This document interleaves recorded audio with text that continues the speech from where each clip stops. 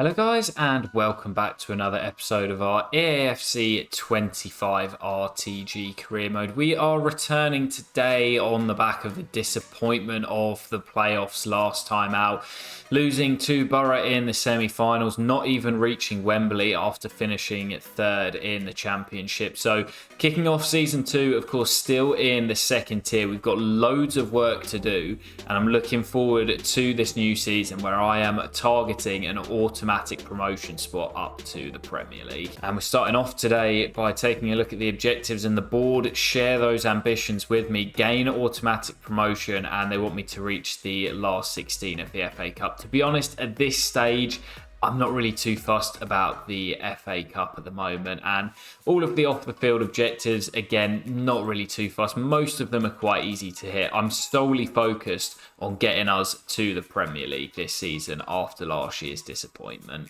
And after last year of working on a real tight budget, let's find out what we're going to have for this upcoming season. 12 million. Wow, that is actually more than I thought. But I guess there is a lot of money in the championship nowadays. We've got some players to sell as well, which is going to raise our funds massively. So guys, to give you a bit of a rundown of how the squad is looking, of course, we lost a few players on loans at the end of last season. Simpson Pusey, Ashley Phillips, can't remember the others off the top of my head, but we had a few players on loan who have returned. We're really top heavy at the top of the pitch with Ennis and Mame coming back.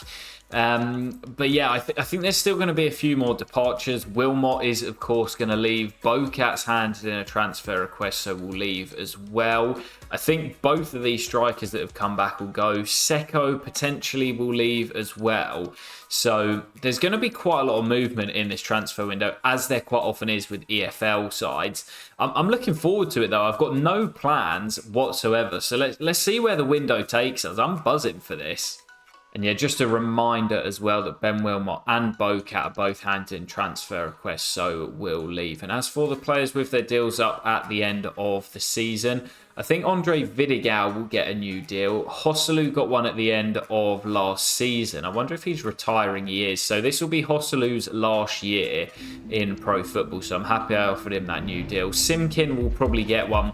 And as for Ennis and Ryan, as I've mentioned, they will probably both be sold. So the squad's going to be quite small. We're going to have to bring some names in. And I think the best place to start is the free agents pool. So I'm going to go and spend around 20-30 minutes trying to find some free agents. So guys, I've been doing some free agent manual scouting and I've actually got quite a few players on the shortlist. I don't think I've got anyone on here that is like outstanding, that's really going to make a huge difference to this team. But I quite enjoyed doing that free agent scout and I found some interesting players. So you'll see them all here.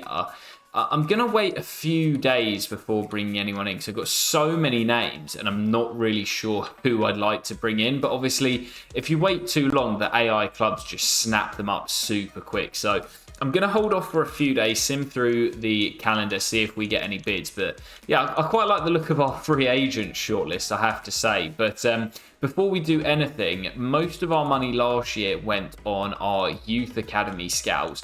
Of course, we've got some great players in the academy, which we'll take a look at in a minute. But with the scouts that we've got, we don't really need to upgrade them. But what we do need to do is send them out. So what we'll do is we'll send our first scout, as always. You know where he's going, guys. We always send one to the nation that we're in. So Bolton, who I think was in England last year, is going to go back for 9 months. I never really found any defensive-based players last year. So I'm going to go to England again and look for those real defensive pieces and hope that we... In fact, I might take CDM out. I'm literally just going to look for defenders, you know. Yeah, let's send him out for 9 months. And of course, last season we kept our scouts in Europe. With the bigger budget that we've got this year, I would maybe like to send them a little bit further afield. And now I believe I've scouted this country before in career mode. Maybe not in a save. I'm not too sure. I don't think I have in a save, but I had a comment saying to send a scout to Canada. So what I'm going to do, of course, Canada most people automatically think of Alphonso Davies, but also Jonathan David as well. So I'm going to look for a left back and a striker, a little bit of a strange range of positions, but left back and striker from Canada for the upcoming season. And as for our final scout, obviously we spent a lot of time in Europe. We've now gone to North America. I'm thinking of one of the other continents, and of course now in FC25 in Africa, there's so many countries to scout. One that I've not been to before, I know for a fact in Save, is Tunisia, and they've produced some like random ballers throughout the year. Wabi Kazri, who was of course at Sunderland quite a few years ago now. Yassine Chikawi, that name might be familiar to a few of my viewers, and Issa Laidouni as well. I remember him from the recent World Cup a couple of years ago, back in November. I think it was November and December 2022. And I remember Laidouni being an absolute baller. So, do you know what? Just for the fact they've found some really, really creative, like random ballers, I'm going to go to Tunisia and I'm going to look for some kind of attack-based players. Striker, left wing, right wing, and cam. So that is our scout setup for the next season. Annoyingly, they return on the 2nd of the month because I've advanced one day in the calendar, but it's fine. I'll get over that. So England, Canada, and Tunisia for the upcoming season. Well, guys, already just a few days into the transfer window, there's a bid for Bocat coming from the Premier League. Of course, he handed in that transfer request, so it's not really a surprise that there is interest, and I can't really stand in his way if he can get a move to the Premier League. For 7 million, I think that's quite a good deal that will bring our budget to almost £20 million in the Championship. Well, guys, I've simmed a few days in the calendar and I'm worried about this man being picked up by somebody. Released by Ipswich. I believe he's homegrown there, came through the academy, but after staying up in the Premier League, he's been released and they've said he's not good enough. Well, I've said to Luke Wolfenden, come and play for me down in the Championship because you're more than good enough to play at that level. He's quick enough to play in our high line. He's very physical and he's a very good defender as well. And as I mentioned, we've lost basically all of our central defenders over the summer. So we need to recruit, and this seems like the perfect pickup for this Stoke City team. So yeah, Luke Wolfenden becomes our first signing of the summer. He's actually slightly higher rated than I thought he was going to be at 76 overall. So yeah, a really, really good pickup. He walks straight into this team. And as I say, he's quick enough to play in our high line and just a really solid defender. Maybe not quite good enough for Premier League quality, but definitely a very, very high-end Championship defender. And you know what, guys? I think I'm going to make it a double English free agent signing as well. 39 years of age, released by Brighton and Hove Albion, but we know this man's got bags of experience and still bags of quality as well. We can't really move much anymore. But yeah, James Milner, you all know him. He's got quality for days. I'm going to see if we can bring him in after being released by the Seagulls. Yeah, I have to say, guys, I am buzzing with this signing. 39 years of age with about 30 pace. But honestly, James Milner is a bit of an icon of Premier League football. He's taken the number 7 shirt as well, which he wore at Liverpool and Man City. But I mean, you look at his stats, other than the pace, he can still play, man. He can still do a job for us. He's on an important squad role, which he probably isn't going to get. He's going to be more of a rotation, but he's probably only going to be here for 1 year and then will most likely leave. I think that's a really, really good pickup alongside Luke Wolfenden. Well, guys, I promise I'm not going to make every signing a free agent, but I really do want to go after this man, Linton Minor. I don't know a huge amount about him, but I mean, look at this guy's physical. Absolutely rapid, and he's got high stamina as well, can play in a range of positions. Technicals aren't the greatest, but he can definitely do a job for us out wide or in behind the striker. I think as my last free agent for the time being, he is one of those that I really don't want to miss out on. So I'm going to try and pick him up before somebody else does. Yeah, 74 overall, that seems like a really, really good pickup. He's absolutely rapid, this lad. He's good on the ball as well, just needs to work on his end product, but can play in a range of positions. And he's probably an upgrade on Andre Vidigal on that left-hand side. So yeah, really happy to have this guy in. as either a starter or a squad player. I think that's another really intelligent pickup on a free agent signing. But I think for the time being anyway, we will leave it there for the free agents. I'm trying to shift a few players on so that I know where I stand with my squad before looking to bring anyone else in. Well, guys, trying to shift a few players on, and of course we've brought a few in. But before we do anything else, I think what I'm going to do, and this might be seen as a bit of a cheaty way to get out of realistically selling players, but both Bay and Million Manhoff, who were superb for us last year, both with their deals up at the end of next season and probably good enough to be playing at the top level. But I think what I'm going to do is offer them both big contract extensions, bumper pay packets. They're both young players. They need to develop their game. I'm going to say stay in the championship with us for one more year. And if we don't get out this year, then of course you can leave. And I think for Bay as well, I see him as future captain of this club. Only 21 years of age. He's maybe not got the experience, but with Gibson most likely taking a seat on the bench this season, I honestly see Bay as the long-term captain. So I'm going to say to both of them, stay here at the club for one more year, and then we'll reassess at the end of the season if someone comes in for them. So with Bay and Million signing those new contract extensions, I do think that I'm going to give the armband to Bay full term, because I think Gibson is most likely to drop out onto the bench. Obviously, if he does start, he is club captain, he will take the armband, but I think Bay long term is going to be the skipper. So yeah, kind of makes sense to do it now whilst we're phasing Gibson out of the team. Well, finally we've got some deals going through. I've been negotiating a few in the background, and Ben Wilmot is the first out of the club. He's getting a nice big move to Saudi Arabia as he joins, I think that was Al Ittihad, for 2.1 million. Well, there's another deal going through, starting to get some done now. Eric Bocat off to Brentford for 7 million. Didn't really want to see him go, but he handed in that transfer request, wanted to go and pursue Premier League football. So fair play, he's off. We're going to need to look for a new left back. Well, young goalkeeper Tommy Simpkin, that we gave a new contract to at the beginning of the season, heading out on loan to Norwich City for the season. We'll keep an eye out on how he develops. And the deals are starting to flow now. I think that is Niall Ennis, yes, heading to Turkey for £1 million. Never going to get a game, so happy just to get him off the books. And another advance, another deal going through. Nicholas Baumgartner heading to Watford. Excited to see how he gets on getting some football in the Championship over the next 2 years. Wow, these deals are literally going through like one advance after another. That is Ryan Mame heading to Istanbul Başakşehir for just shy of 1.5 million. We're really starting to shift everyone out the door now. This is good stuff.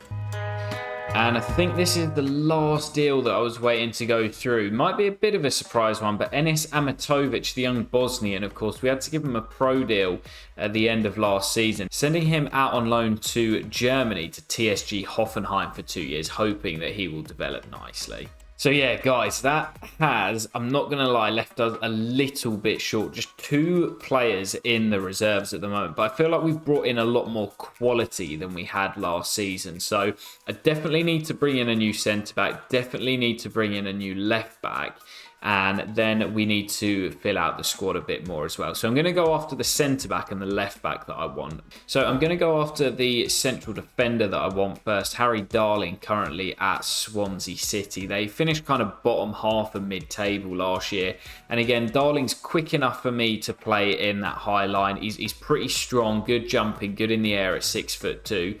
Decent stamina as well, so isn't going to be tired after every game. And he's a good defender as well. Defensive awareness, stand, slide tackle, both good. And he's also pretty good on the ball to play out from the back as well. For a team that finished mid-table last year, I definitely think Harry would be interested in joining the club. Let's see if we can bring him in on the cut price deal. Yeah, I had to pay a little bit more than I was planning on, as Swansea wouldn't negotiate with us. So I had to trigger the release clause of 4.85 million. But I'm really happy with that signing. I'm going to work on the acceleration and the weak foot, because he's going to play on the left side of that defence. Alongside improving his defensive stats, I think he is going to be a really, really good pickup for the future.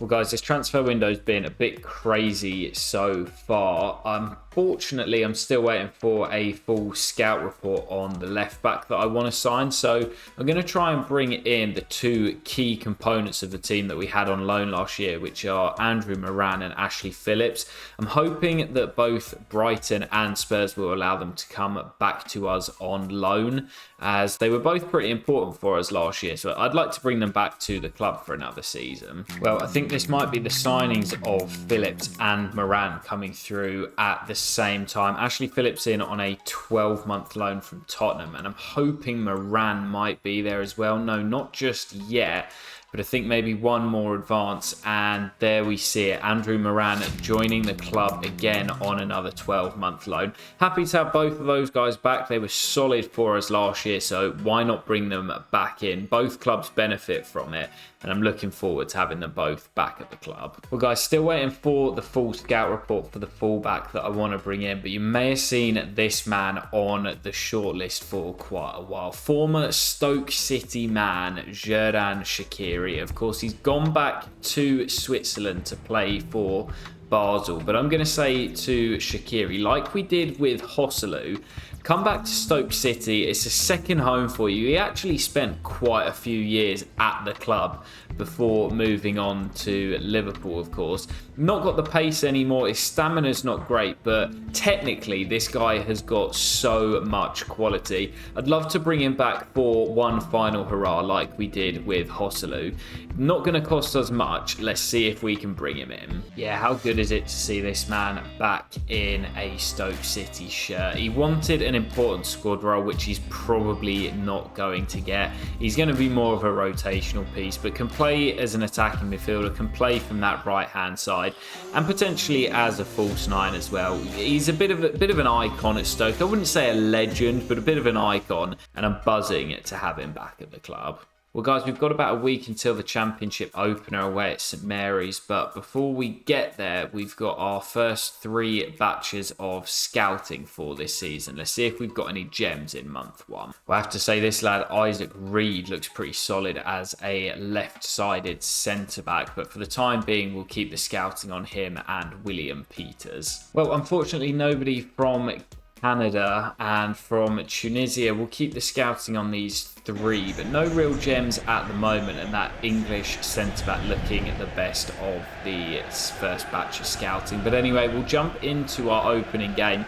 This is a real sort of test of how good this side is that we built, taking on relegated Southampton away at St Mary's. Really tricky test, as I say, to kick off the second season of the save. Really desperate to get off to a winning start. Come on, the Potters. Yeah, opening game of the season here. Squad isn't quite perfected yet, but I've almost got it exactly how I would want the team set up. As Million, top scorer from last year, goes close, and Ramsdale beats his shot away. Yeah, need a few more players to come in the door.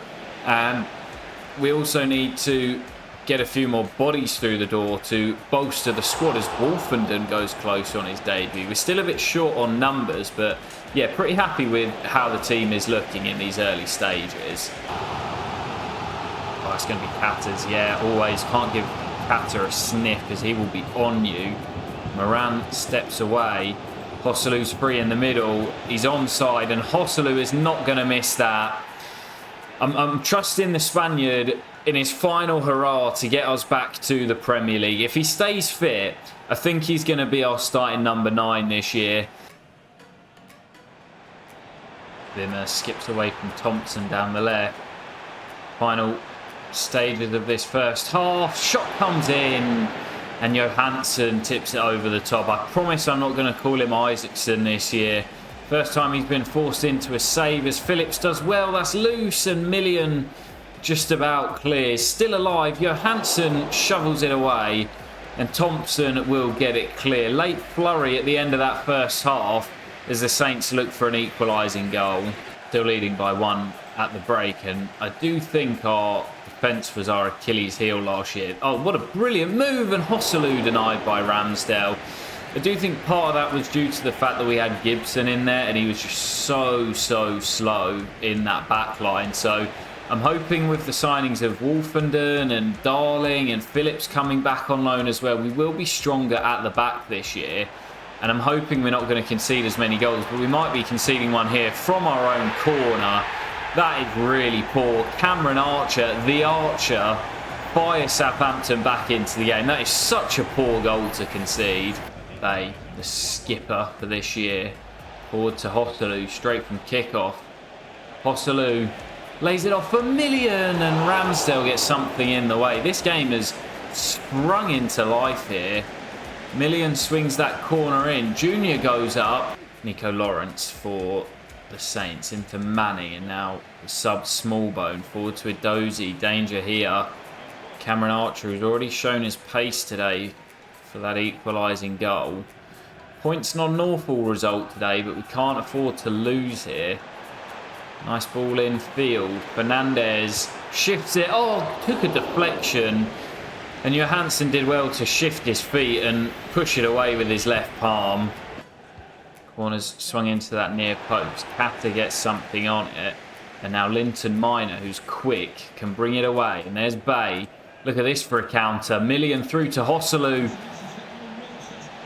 And Hosselu takes his time and finishes as well. And we've done to Southampton what they did to us at the start of the second half. Brilliant counter-attack. We've got the pace on the break with Linton, Manhoff and Bay. And Hosselu, not the quickest anymore, but he's the finisher at the tip of the diamond. Gets us back in front, and Stoke could be set for a massive win on match day 1.